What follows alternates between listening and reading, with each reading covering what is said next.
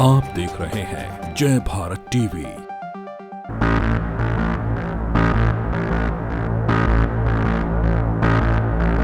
उत्तराखंड में इन दिनों UKSS भर्ती घोटाले की चौतरफा चर्चा है। इस बीच सूबे में कई मंत्रियों नेताओं द्वारा अपने रिश्ते नातेदारों को सरकारी नौकरी दिलाने के सिफारिशी पत्र भी जमकर वायरल हो रहे हैं। विधानसभा में हुई सैकड़ों नियुक्तियों को रद्द कर दिया गया है। ऐसी ही एक लिस्ट पूर्व शिक्षा मंत्री अरविंद पांडे के नाम से भी वायरल हुई है, जिसमें दावा किया गया है कि शिक्षा मंत्री रहते हुए अरविंद पांडे ने अपने लोगों को शिक्षा महकमे में नौकरी दिलाई है। इन दावों में कितनी सच्चाई है? क्या वाकई में शिक्षा मंत्री अरविंद पांडे ने अपने लोगों को सरकारी नौकरियां दिलाई हैं?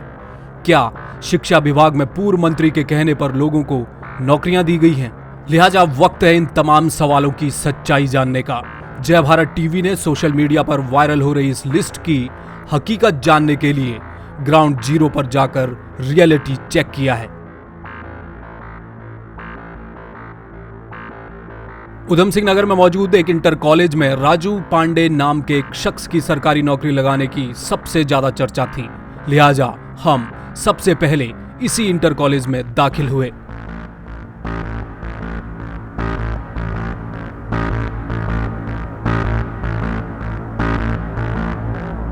इस वक्त हम ANK इंटर कॉलेज के ठीक सामने खड़े हैं। ये वही कॉलेज है उधम सिंह नगर गूलर भोज में ये मौजूद है, जहां ये कहा गया वायरल सूची में कि यहां पर पूर्व शिक्षा मंत्री अरविंद पांडे ने एक व्यक्ति की नौकरी लगाई है, सरकारी नौकरी का दावा किया गया।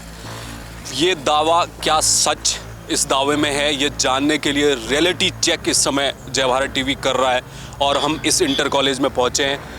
भीतर जाएंगे, प्रधानाचार्य से मुलाकात करेंगे, प्रबंधक से मुलाकात करेंगे और ये जानने की कोशिश करेंगे कि क्या यहाँ पर पूर्व शिक्षा मंत्री के कहने पर किसी की नौकरी लगी है, और लगी है तो वो नौकरी का स्वरूप क्या है, क्या वो स्थायी है और वो कितनी सैलरी यहाँ पर उसे मिल रही है जिस तरह के वायरल सूची में दावा किया गया। आइए।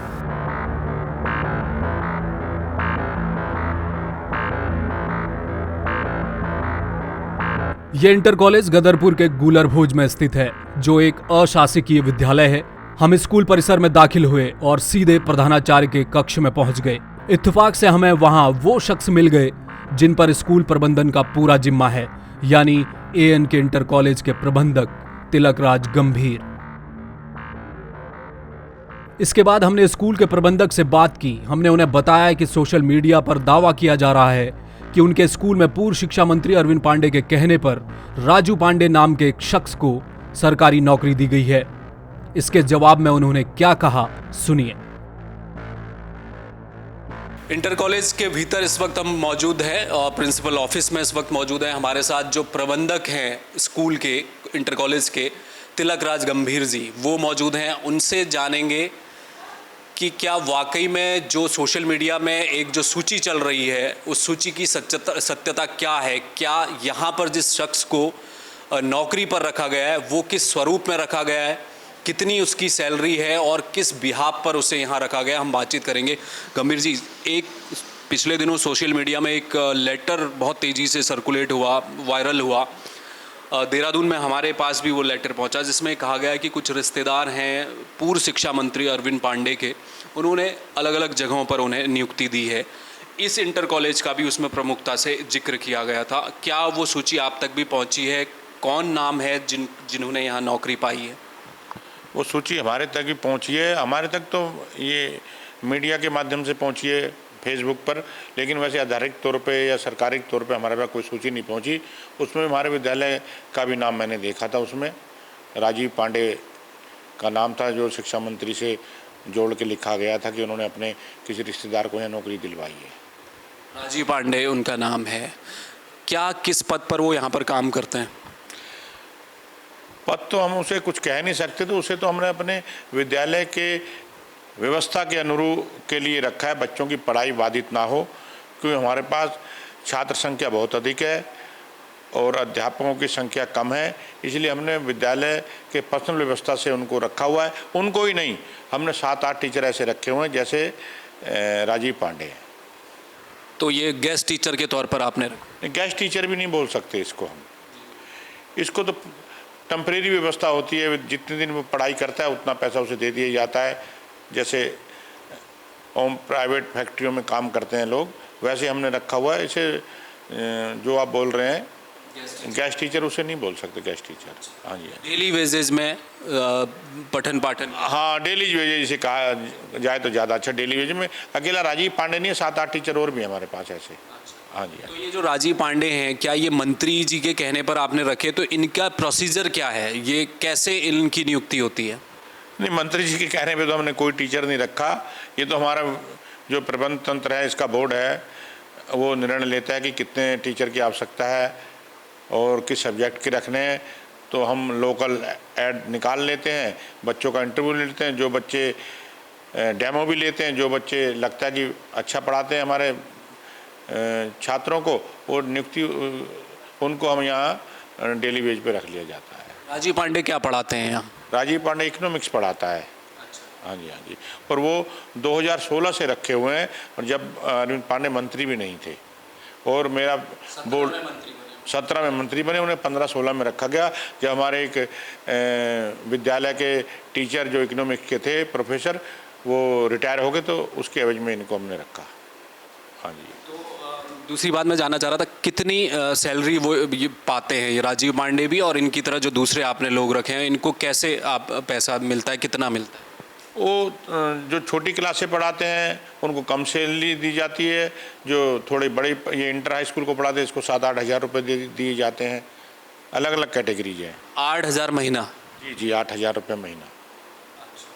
हाँ जी। 250 रुपये पर दिन का लगभग। रुपये में मुझे ये सब टीवी के सामने अच्छा नहीं लगता कि ये क्वालिफाइड टीचर को हम इतना कम पैसा दे रहे हैं, लेकिन आर्थिक स्थिति इतनी कमज़ोर है हमारे विद्यालय की कि हम इसी में ही हमें गुजारा करना पड़ता है। अब तक ये साफ हो चुका था कि राजीव पांडे नाम का शिक्षक स्कूल में काम जरूर करता है, मगर वो स्थायी नियुक्ति पर नहीं बल्कि डेली बेसिस पर है। यानी एक तरह से दिहाड़ी शिक्षक है, जिसे क्लास पढ़ाने के एक दिन के तकरीबन 250 रुपये मिलते हैं और वो महीने के करीब 8,000 रुपये पाता है। इसके बाद हमने यही सवाल स्कूल की प्रिंसिपल डॉक्टर रेणु पंत से किया।